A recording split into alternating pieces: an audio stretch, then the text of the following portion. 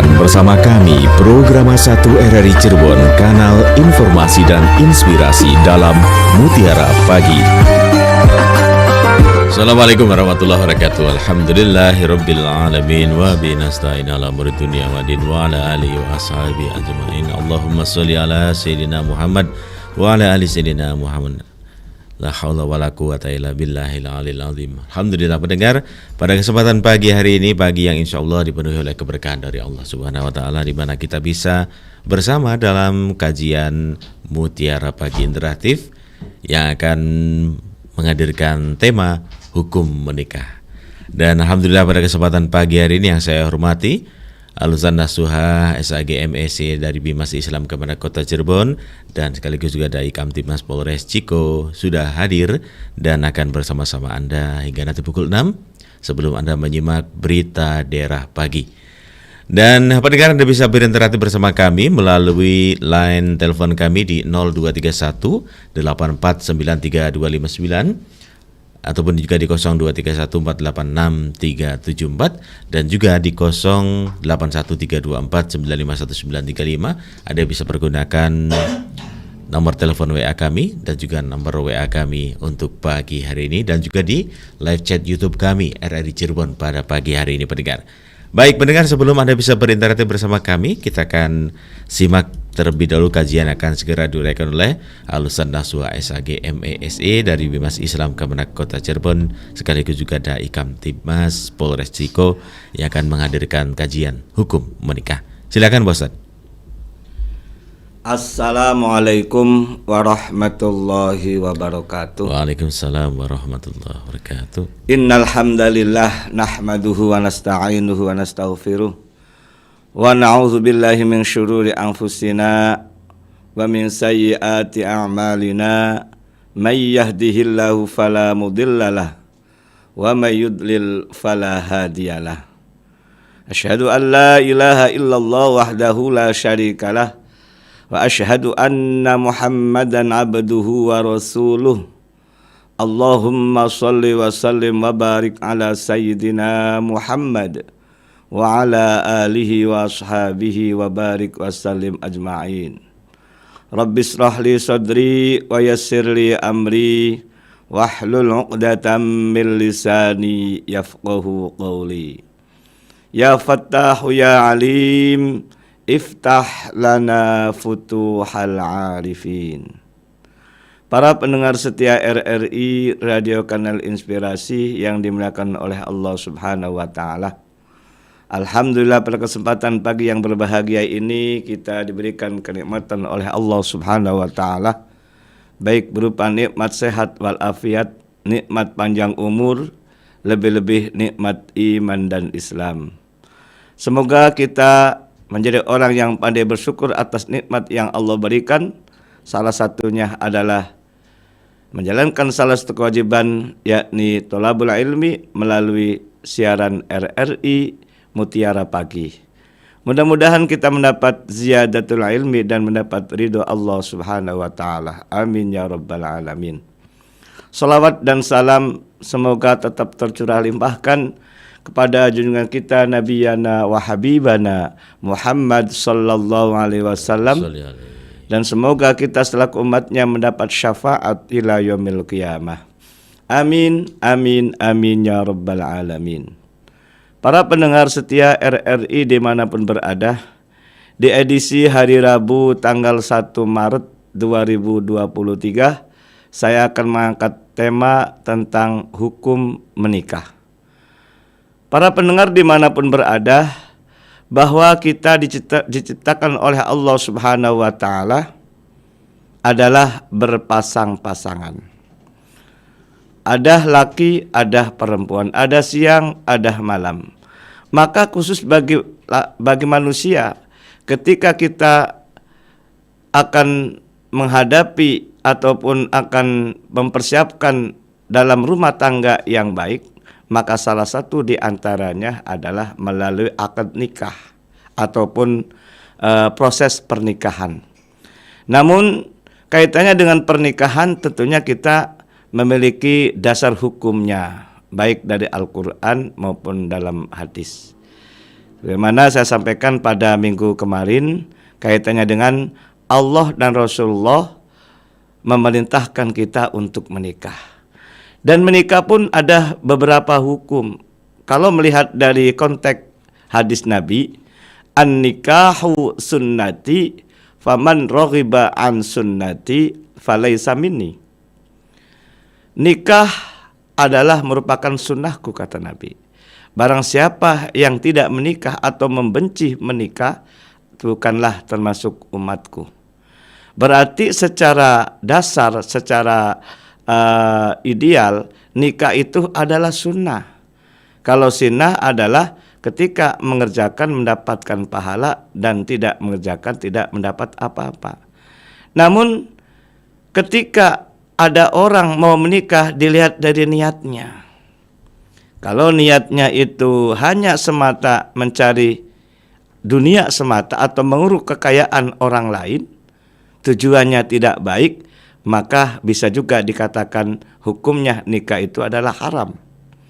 Contoh, seumpama ada orang kaya raya, kemudian bagaimana caranya mengeruk harta kekayaannya, ataupun niatnya menghancurkan keluarga dari pihak tertentu. Kalau suami mau menikahi calon istrinya supaya keluarga calon istrinya itu akan hancur, maka itu boleh dikatakan hukumnya haram. Tidak boleh melaksanakan pernikahan tersebut. Dan ketika orang ini memiliki harta kekayaan dan kemudian sudah dewasa, khususnya untuk laki-laki ini, kemudian kalau tidak menikah khawatir akan terjadi perzinaan. Apalagi seumpama perkenalan atau ta'aruf itu sudah lama gitu loh. Atau istilah lain pacaran sudah lama. Kalau sekiranya ditunda-tunda pernikahannya itu menjadi bahaya. Maka hal demikian itu wajib hukumnya orang itu segera untuk menikah. Karena secara ekonomi dia mapan, kan sudah bekerja.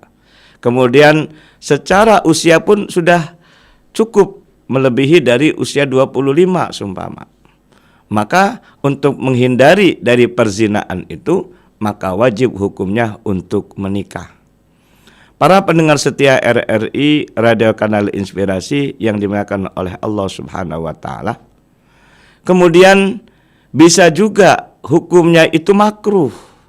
Makruh ini adalah secara finansial ataupun ekonomi dia belum memiliki pekerjaan, ataupun dia pun masih minta dari orang tua, dan usia pun masih relatif muda gitu loh.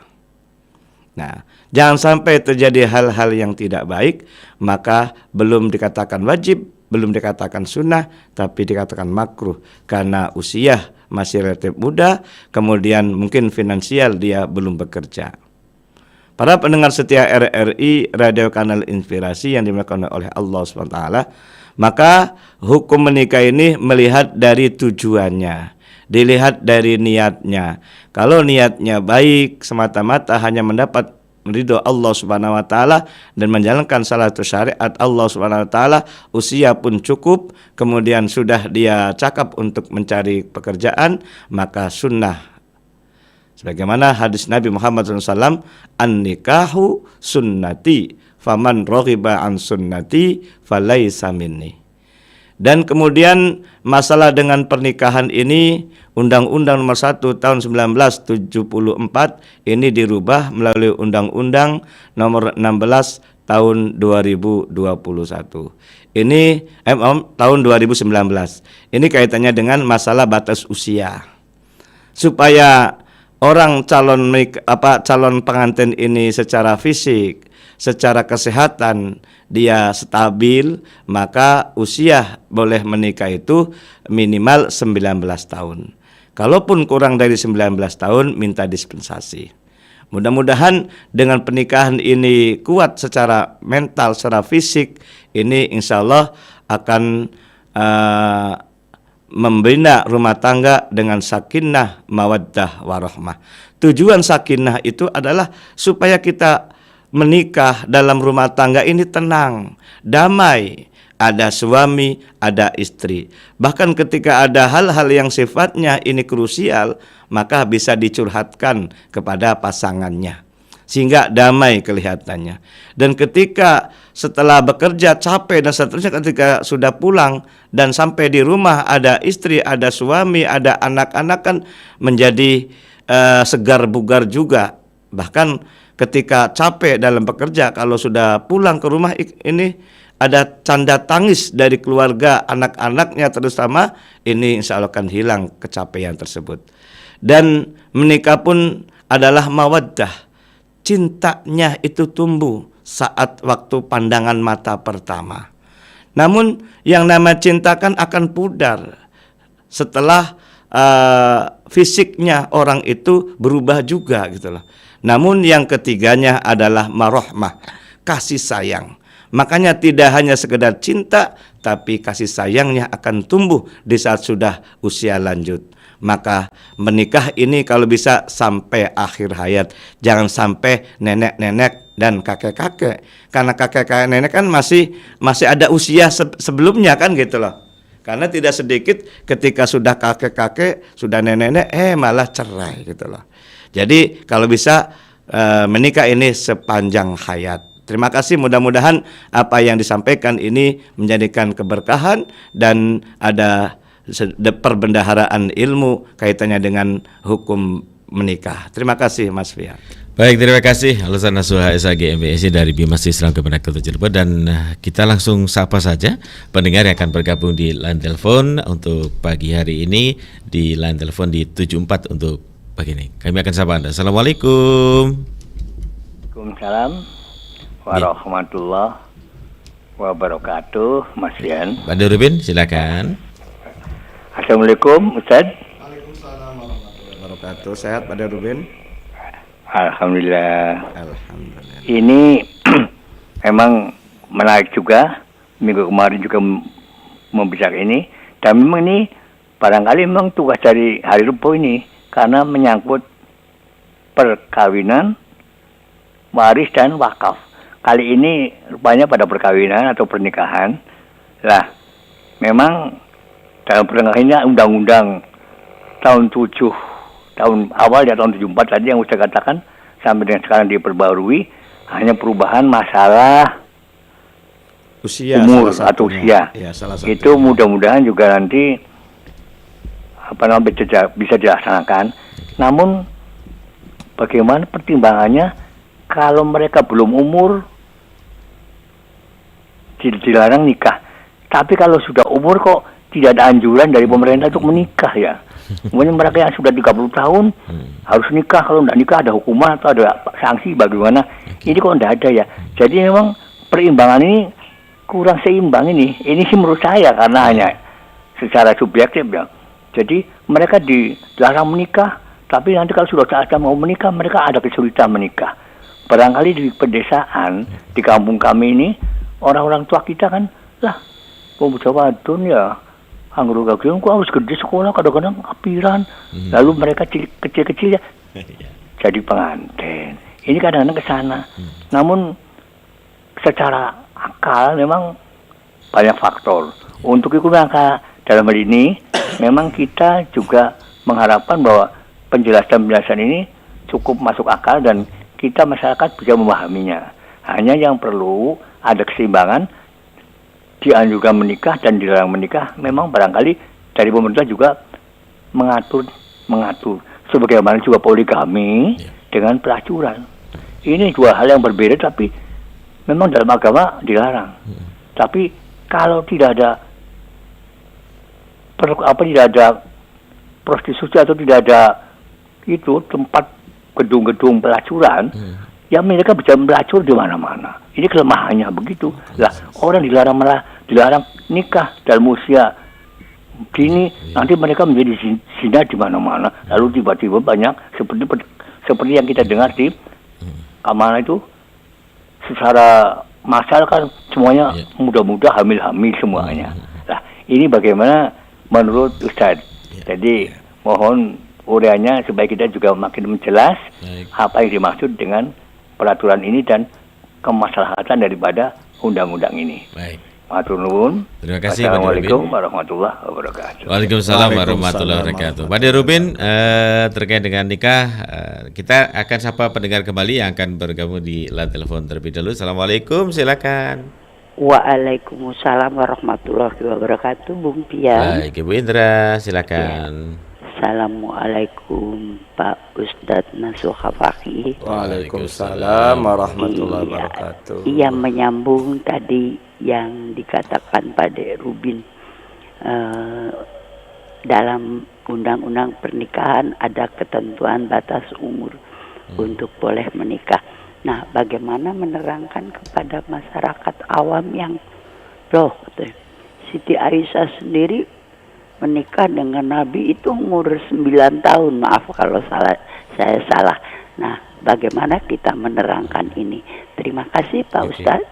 Assalamualaikum warahmatullahi wabarakatuh. Waalaikumsalam warahmatullahi wabarakatuh. Mungkin dapat telepon dulu Pak Ustadz. Kita akan menjawab untuk pagi ini. Silakan Pak Ustadz dari Pak Dirubin terlebih dahulu. Ya, terima kasih Pak Dirubin di Brebes, Tanjung, dan Bunda Indra di Pelayangan.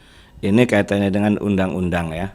Undang-undang nomor 174 kaitannya dengan perkawinan, dan kemudian disempurnakan Undang-Undang nomor 16 tahun 2019 tentang salah satu adalah tentang mengenai batas usia. Jadi mencermati, melihat dan menilai selama ini pernikahan ini ternyata ketika Undang-Undang nomor 74 ini ketika menikah batas usia minimal kan 16 tahun. Sekarang meningkat menjadi 19 tahun. Berarti bedanya berapa tahun itu? 3 tahun. Ternyata melihat dari kenyataan fenomena di masyarakat rentan dalam kesehatan gitu loh. Banyak sekali di usia tersebut kemudian melahirkan itu banyak yang meninggal dunia gitu loh. Baik bayinya, janinnya, bahkan keluar orang tuanya ataupun istrinya dari suami yang menikah tersebut itulah. Dilihat dari konteks tersebut akhirnya kebijakan pemerintah itu menaikkan usia batas minimal adalah 19 tahun. Nah, itu adapun kaitannya dengan sejarah waktu zaman Nabi yakni menikah Siti Aisyah itu usia 9 tahun. Ternyata kalau Nabi itu bedanya banyak pelajaran-pelajaran ketika menikahi Siti Aisyah. Bahkan Siti Aisyah ini salah satu sahabat di samping sebagai istri itu banyak meriwayatkan hadis. Salah satu di antaranya mengenai hukum-hukum tentang keperempuan atau kewanitaan. Mulai dari haid sampai kepada melahirkan dan seterusnya ini. Ini kalau Nabi mah tidak bisa disamakan dengan kita gitu. Lakal bashar, aradul bashar, lakal bashar bahasa sifat jaiz bagi Rasul itu demikian. Aradul bashar, lakal bashar. Jadi Nabi Muhammad adalah manusia tapi tidak seperti manusia biasa. Nah, itu kalau kita membandingkan dengan Nabi tidak bisa gitulah. Tapi kaitannya dengan masalah usia itu rentan kematian, rentan ketidaksehatan ini kaitannya dengan usia dini gitu loh. Bahkan ada filmnya Pernikahan Dini kan gitu. Dan ketika menikah di usia dini juga persoalan di keluarga itu problemnya luar biasa. Tidak saling menghargai, tidak saling menghormati. Karena namanya usia remaja kan darah muda ibaratnya kan gitu. Darah muda berarti kan sedikit ada dipermasalahkan dan seterusnya gitulah. Nah, untuk menghindari hal demikian itu, maka pemerintah merevisi Undang-Undang nomor 1 tahun 74 ini dengan Undang-Undang nomor 16 tahun 2019. Adapun sumama pertanyaan dan Pak Dirubin, kenapa usia dibatasi batas minimalnya, kemudian dilarang bahasanya, bahkan ketika usia sudah dewasa tidak ada himbauan, motivasi, tidak ada himbauan dan seterusnya gitulah. Ya, semua persoalan di dunia ada istilah plus minus sebetulnya sih. Ada kurangan dan ada kelebihan. Namun ketika anak itu belum mencapai usia cukup 19 tahun bisa loh. Ada dispensasi ataupun ada minta keringanan gitu loh. Supaya karena sudah menjalin ta'arufnya sudah luar biasa gitu lah. Namun kadang-kadang disalahartikan juga gitu di masyarakat itu. Contohnya di antara supaya bisa menikah di bawah usia 19 tahun, udahlah kawin dulu, ataupun mohon maaf kadang-kadang LKMD itu loh. Apa lama LKMD itu? Lamaran kari meteng dikit. Nah, gitu. Itu pun kadang-kadang salah paham dari masyarakat itu loh. Nah, kita ambil positifnya kenapa pemerintah ini usia ini dinaikkan dari 16 menjadi 19, rentan kesehatannya supaya teratasi, tereliminir lah gitu loh. Karena kita ini ketika menikah di usia remaja ataupun dini itu khawatir hal-hal yang sifatnya fisik itu tidak kuat itu. Nah, kaitannya dengan masalah bagaimana kalau usia sudah dewasa, sudah 30 bahkan 40 dan seterusnya belum menikah ini. Ya, harus difasilitasi juga, terutama lembaga-lembaga yang sosial ya, sosial keagamaan, terutama mangga mengadakan pernikahan massal kan gitu. Nah, ada panitianya, ada menginisiasi. Ternyata ketika pernikahan massal itu banyak peminatnya kadang-kadang itulah. Cuma sayang aja belum ada untuk menginisiasi ini. Supaya apa? Supaya masyarakat juga terbantu gitu loh. Dan jangan lupa, sebagaimana saya sampaikan kemarin, ketika menikah ini jangan takut masalah ekonomi. Kalau ekonomi, insya Allah akan mencukupi loh. Ada dalam hadisnya yang kemarin saya sampaikan juga gitu loh. Nah, jangan sampai ketika kita menikah itu sudah usia lanjut dan seterusnya. Maka ada pertanyaan dari siapa tuh kemarin tuh? Oh ya, dari Pak Derubin juga itu loh. Lebih baik mana, menikah dulu baru bekerja, atau bekerja dulu baru menikah gitu loh. Kalau saya lebih baik menikah dulu baru bekerja. Kalau menikah dulu baru bekerja, insya Allah kalau sudah menikah Allah melampangkan harta. Sebagaimana saya sampaikan, an-nikahu miftahur rizki. Nikah ini akan pembuka rizki. Minimal ketika sudah menikah, sang suami ini berpikir, yang dulu saya makan sendirian, sekarang makan berdua. Bagaimana cara mendapatkannya kan gitu. Nah, kalau bekerja dulu baru menikah, mohon maaf, kadang-kadang sudah lalai kalau sudah tahu uang tuh. Gitu loh. Betul. Sehingga menjadilah kalau perempuan sebagai wanita karir gitu loh. Dan yang kedua, ketika sudah kaya gitu loh, calon pasangannya mau mendekati itu loh, PDKT itu takut itu loh. Sementara dia tidak penghasilan, kemudian si wanitanya itu luar biasa, sudah kaya dan seterusnya gitu loh. Nah, ini akibat dampak dari bekerja dulu baru menikah. Nah, itulah. Kemudian, mohon maaf, ketika orang tua perempuan jangan sampai menganggap ketika pacarnya, anaknya itu belum punya kerjaan, kemudian dah nanti aja lah gitu loh. Mencari pasangan ataupun calon-calon menantu yang kaya raya itu tidak jaminan gitu loh. Ketika anaknya kaya calon menantunya itu kaya, tidak jaminan gitu loh. Bisa jadi gara-gara kekayaan bisa menjadi KDRT gitu loh. Bisa menjadi kekayaan, bisa menjadi sewenang-wenang kepada istrinya kan gitu. Nah, di situ. Maka kita kembali kepada niatnya harus yang tulus, luruskan niat supaya tujuan pernikahan adalah untuk membina rumah tangga yang sakinah mawaddah itu terlaksana gitu loh. Demikian. Apalagi yang ada di samping saya nih Pak Ustadz, ada Mas Doni Pak Ustadz. Oh, udah cakep itu orangnya Mas Doni, udah kerja gitu. Nah, makanya cepat nikah gitu Pak Ustadz. Doanya saya gitu ya Pak Ustadz ya. Oke.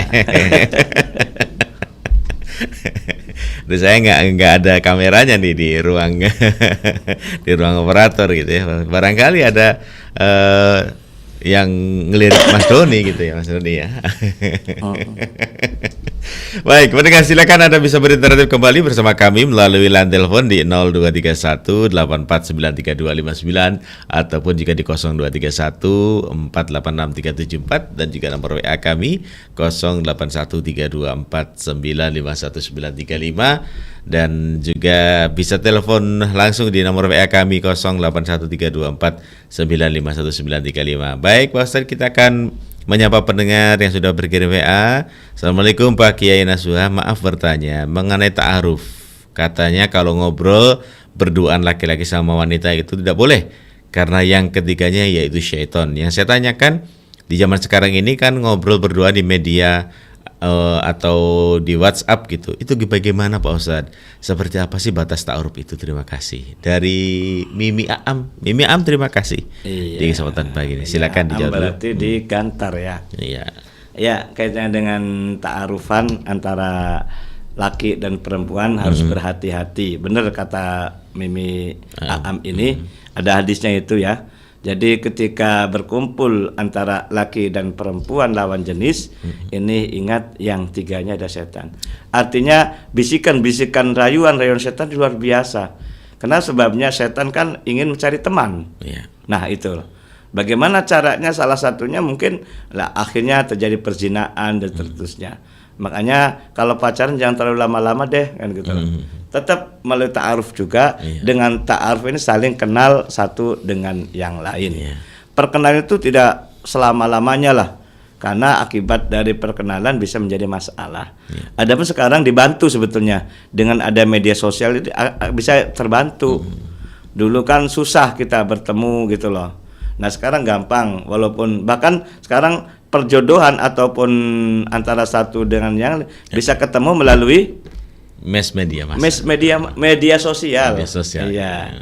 Media sosial ini bisa lewat Twitter, bisa lewat FB dan seterusnya. Perkenalan itu di situ sebagai ajang perkenalan. Namun kita dalam hal percakapan ini yang harus hati-hati. Walaupun secara langsung maupun melalui media maya ya, dunia maya, tapi hati-hati jangan sampai terjerumus kepada hal-hal yang sifatnya mendekati perzinahan. Maka kata Al-Qur'an itu wala taqrabuz zina. Ya, artinya janganlah kamu mendekati perzinahan. Mendekati saja tidak boleh itulah. Nah, pendekatan melalui perzinahan itu melalui percakapan, melalui gambar-gambar dan seterusnya kan gitu. Maka hati-hatilah dalam hal ini. Makanya kalau sudah mengenal, kalau sudah kaitannya dengan tahu posisi keadaannya jangan lama-lama, lebih baik secepatnya untuk menikah kan gitu loh. Entah itu belum punya maupun sudah punya pacar, kalau sudah usia yang sudah berlanjut maka segera untuk menikah. Kalau sekiranya sudah usia di atas 35 dan seterusnya harus ada mediasi.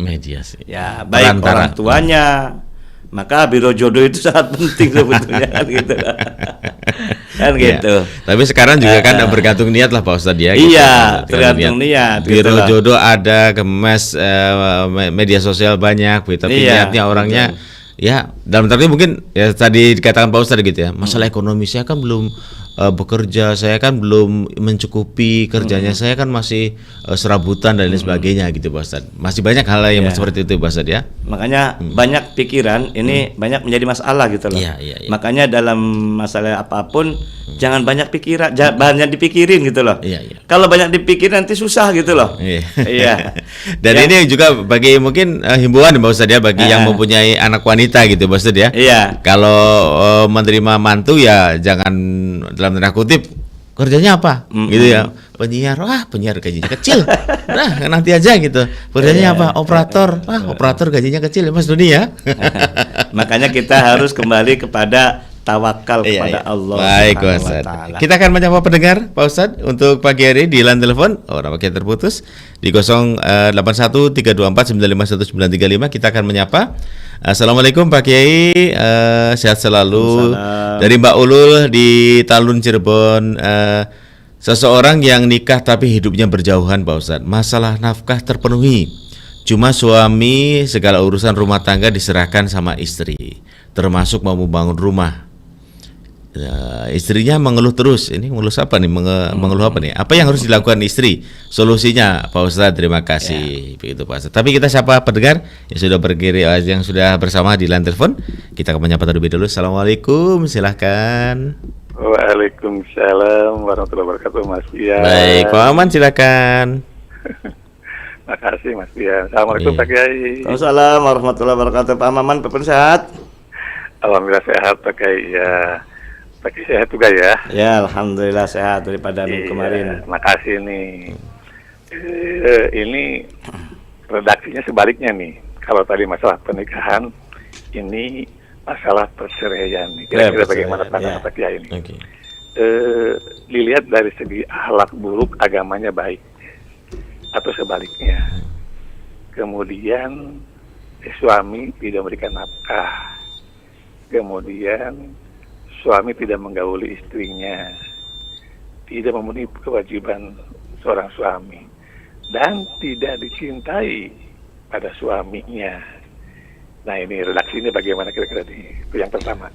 Yang kedua, masalah perceraian di pengadilan agama ini informasi saja nih, tapi ini bukti bahwa biaya itu ditentukan oleh jarak.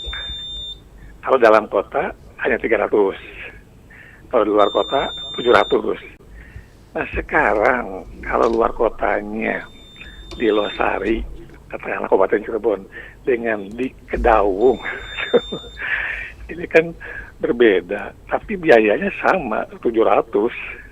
Nah, ini mungkin kebijakan dari pengadilan agama, tapi mungkin pakai tahu ini bagaimana nih pertimbangan masalah ini. Terima kasih. Wassalamualaikum warahmatullahi wabarakatuh. Waalaikumsalam warahmatullahi wabarakatuh. Pak Kiai, singkat-singkat saja Pak Kiai ya. Ada beberapa WA yang masuk juga, tapi memerlukan jawaban Pak Kiai gitu ya. Dari Pak Syafudin, terima kasih. Assalamualaikum warahmatullahi wabarakatuh, dari hamba Allah di Majalengka Pak Kiai.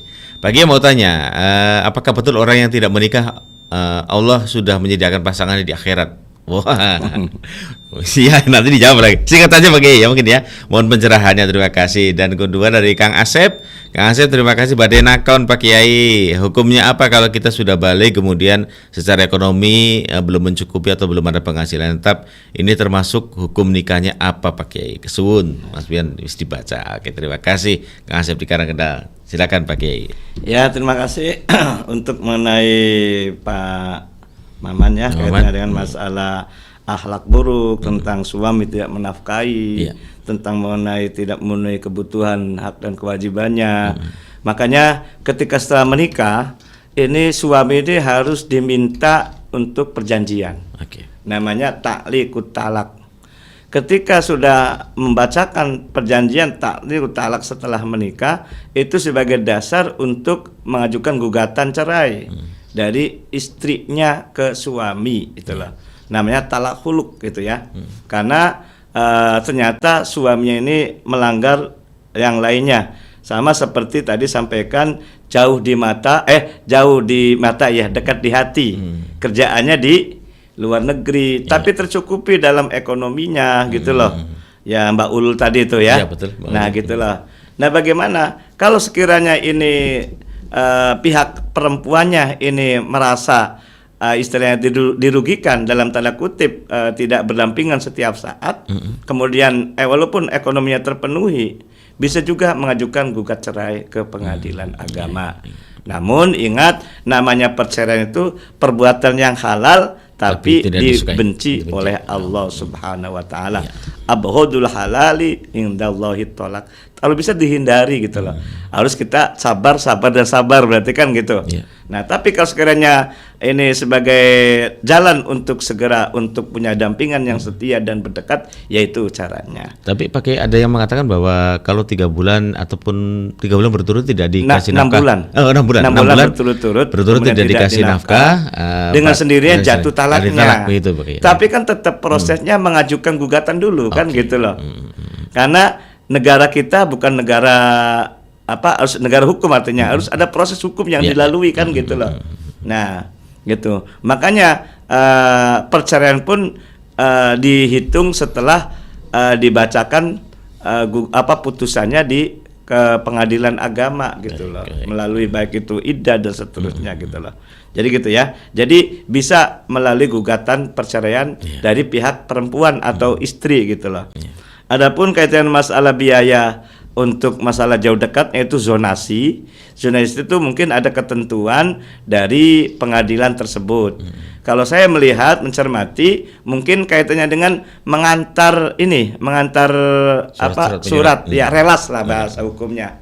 Mengantar surat kepada pihak-pihak tertentu gitu loh. Yang jelas untuk mengenai siapa yang berwenang untuk melakukan putusan pengadilan mana yang memutuskan itu dilihat dari saat waktu menikah. Menikah itu biasanya dari calon mempelai wanita ya gitu loh. Oke. Contoh wanitanya di di Cirebon, laki-lakinya di Sumber di Losari. Brebes umpama, di Losari umpama. Ya. Maka pengadilan yang berwenang untuk memutuskan adalah wanitanya yang di Cirebon tersebut itu loh. Cirebon ada 2, apakah kota atau di kabupaten. Ya. Nah, mungkin diskotik ini yang paling susah nih di sisi kota gitu nih. Jadi wilayahnya kota tapi mendekati kabupaten kan itu persoalan. Tapi semuanya itu ada ukuran-ukurannya. Kalaupun kita dekat tapi menurut zonanya jauh, mungkin menjadi masalah tentang mengenai biaya pernikahan. Oke. Jadi kembali lagi, kalau biaya pernikahan tadi jauh dekatnya itu dilihat dari zonasi. Apa masalah tadi mengantarkan surat panggilan itu, relas itu. Maka dalam biaya biaya persidangan itu macam-macam ya. Iya. Ada biaya persidangan, biaya mengantarkan relas tadi dan seterusnya, bahkan sampai ke hal-hal lainnya gitu loh. Ya, demikian. Baik, yang tidak menikah apakah betul Allah sudah menyediakan pasangannya di akhirat begitu Pak Kiai? Kalau kita melihat dari hadis Nabi malah berseberangan Iya, ini. berseberangan, betul. Ya, artinya an-nikahu sunnati faman raghiba an sunnati falaysa minni. Sunnah nikah itu sunnahku. Barang siapa yang tidak menikah maka bukan kategori umatku. Kalau bukan kategori umatku, mohon maaf, berarti kan gimana kan itu untuk menyediakan pasangan di surganya, di surganya kan, gitu begitu, loh. ya. Ya mungkin kecuali mungkin dia ahli ibadah dan seterusnya. Bahkan ahli ibadah pun Allah membencinya. Contoh sama lama-lama ibadah di masjid, kemudian di rumahnya ditinggalkan gitu loh. Ini Rasulullah membenci saat waktu dulu gitu loh. Karena pasangannya itu ingat di sananya dengan siapa kan gitu loh. Boleh beribadah tapi jangan melupakan kewajiban yang lainnya. Udah Kang, gitu. nikah aja Kang Saifudin lah gitu ya. Insya Allah kalau rezeki ada biro jodoh ini ya, ini. Betul, nikah aja lah, udah nggak usah takut. Saya juga ketika ada tetangga saudara belum nikah tuh saya bukan digojlogi ya, tapi di sini lah. Disemangati ayo lah gitu, nikah karena ingat nikah ini adalah merupakan hal yang nikmat. Apalagi bahkan masih ketika muda menikah pasti mengalami kerugian kata saya. Iya. Apa ruginya? Nggak dari dulu gitu loh. Iya, betul. Saya nikah umur 30-an Pak Ege. Saya merasa rugi Pak Ege gitu. Rugi bener. Kenapa nggak dari dulu saya nikah gitu ya. Begitu nikmatnya dapat pahala loh. Ya. Ini kita satu lagi dari Kang Asep di Karangkendal, kalau kita sudah balik kemudian secara ekonomi belum mencukupi atau belum ada penghasilan tetap, ini termasuk hukum nikahnya apa Pak Ege? Hukumnya makruh. Ya. Sebabnya apa? Karena secara ekonomi belum. Iya. Walaupun tadi saya sampaikan menikah dulu baru bekerja kalau bisa. Makanya makruh kan apa peribahasa makruh itu? Dikerjakan tidak menjadi apa-apa gitu loh. Meninggalkan dapat pahala kan gitu. Tapi yakin aja lah Pak Kiai ya. Iya. Yakin aja lah gitu. Yang penting seperti tadi Pak Kiai katakan dan banyak saya juga waktu dulu ya Pak Kiai ya, umur 3 bulan tuh waduh nikah, kiai-kiai yang di samping saya itu bilang, "Udah, kamu nikah, jangan takut masalah rezeki." Iya, betul. Nikah itu ibarat gembok sama kunci. Iya. Ketika kunci sama gembok menyatu akan terbuka pintu rezeki. Nah, Wah, gitu. An-nikahu miftahur rizki. Betul. Nikah ini pembuka pintu rezeki, gembok karo kunci, benar iya, lah. betul gitu. Akan bisa benar. semuanya. Ini pengalaman saya loh pendengar ya, pendengar saya ini pengalaman saya. Ya, gitu. makanya tidak hanya sekedar kita ilmu, Betul. tapi motivasi. Betul, ini. Pak Kiai. Baik, Pak Kiai, waktu misalkan kita nih Pak Kiai untuk kesempatan Pak Kiai. Padahal kita pengen lama-lama ya Pak Kiai ya. Nanti di episode Di episode berikutnya. Baik, Pak Kiai, ada satu yang ingin disampaikan sebelum kita akhiri. Silakan Pak Kiai. Ya, terima kasih para pendengar dimanapun berada. Ayo kita bersama-sama untuk luluskan niat untuk membina ataupun merencanakan membina rumah tangga yang sakinah mawaddah warahmah, tapi utamanya adalah niat. Dengan niat itu mudah-mudahan Allah memberikan ridho dan Allah ridho memberikan kemudahan-kemudahan, terutama pernikahan. Karena pernikahan ini jenjang salah satu di antaranya untuk perkembangbiakan manusia di muka bumi ini. Supaya tetap kita utuh dalam keluarga, maka nikah itulah salah satu gerbang utama yang harus dilalui. Jangan sampai tidak di luar nikah, bahaya luar biasa. Terima kasih. Wassalamualaikum warahmatullahi wabarakatuh. Waalaikumsalam warahmatullahi wabarakatuh.